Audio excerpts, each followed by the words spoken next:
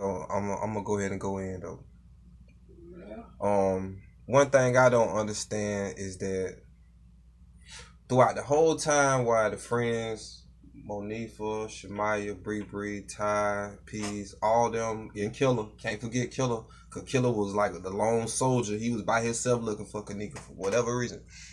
And out of all the time they walked in the same places of Kenneka, the only place we didn't see them go at that Kenneka went in was the lower level of the kitchen, the freezer where they found her body at.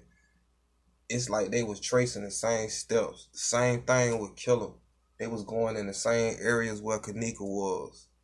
Same areas down by the elevator. Same area. That's funny. They never looked other places where Kenneka never walked at. They always walked in the same areas where she was. So how wasn't she found? Curious. Who expected her to be found in the freezer? How much time passed between the time How much time passed between the time that she had when she was in the hallway until she was found in the freezer? she wasn't found till at least 12 hours after she was lost.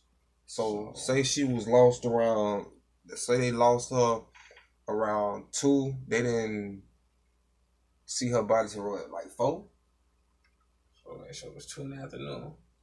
2 in the morning when she came missing.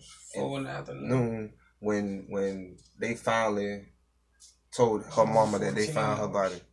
Yeah, a complete 14 hours that everybody's so close to her in the same areas, nobody found her. Security guard, everything, everybody in the same areas. Nobody found Kenneka.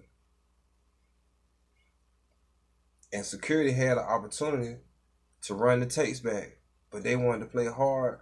Like, nah, we can't do that right now. But they could have saved her life. All they had to do is say, yeah, I believe you that she missing. Let's go back here and let's check these cameras. But then nobody want to do that. Even when, after the fact, after her mama came up there and they tried to put the police on her mama, like try to make them leave, they made them go outside. They couldn't even stay in the darn hotel and her child missing. They had to stand outside.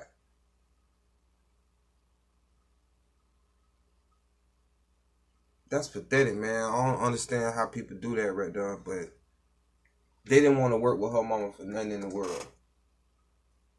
And all these hours passing, her sister called 911. Her mama called 911. She filed a missing person report. Oh, and the 911 caller, I don't know who he was, but he need to lose his job. He basically manipulated her mama into saying, okay, I'm just let it go for a little while and then I'll call y'all back if she don't show up. Like, he made her back down from being concerned almost. Like, he took that fight out of her. She was so into it in the beginning of the conversation. She was like, I didn't know my daughter as. Her name Kenneka Jenkins. She spelled it out for him and everything. But he was like, maybe she with some friends and she just sleep. And you know how teenagers are. And just for him to even come off on a personal level, that shows that he need to lose his job. Because first of all, your daughter's missing. Okay, let me type that in. And last time she been seen, let me type that in. And you think she's missing? Yes, I think she's missing. Okay, we're gonna send some deputies out there. Period. You don't supposed to go off talking about some, oh, she's young and you know how kids are. Talking about the friends might be lying. All that type of stuff, like 911 dispatcher, shut the fuck up and just send the police out here.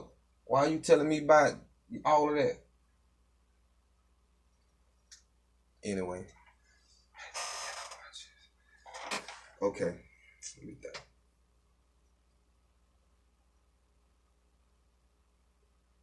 Okay, back to the hotel manager. Let's talk about the hotel manager. How the hotel manager didn't have no urgency after he had walked from going back there to see Kenneka's body. Like, it was just an average day. It was no concern in his face.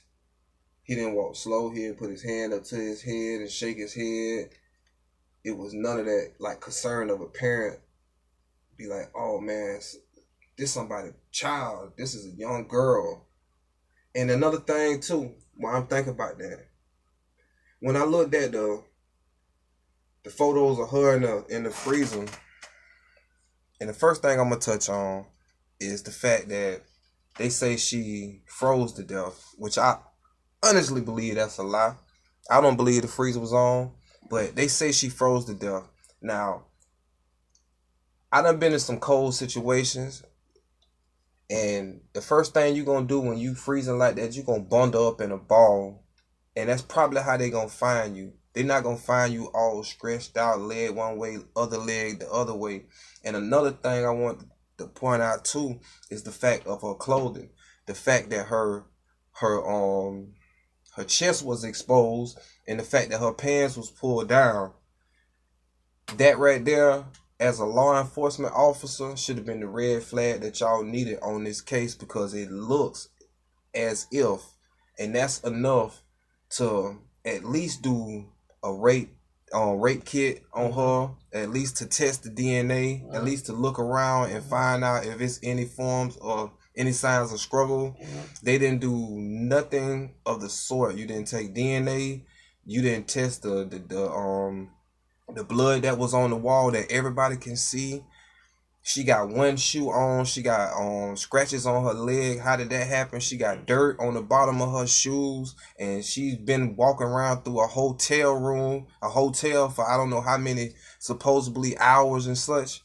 And it's just too much about this case that it just ain't right. And that's why everybody fights so hard on this case. And shout out to everybody who's still fighting on this case. I could go name for name, but I'm not.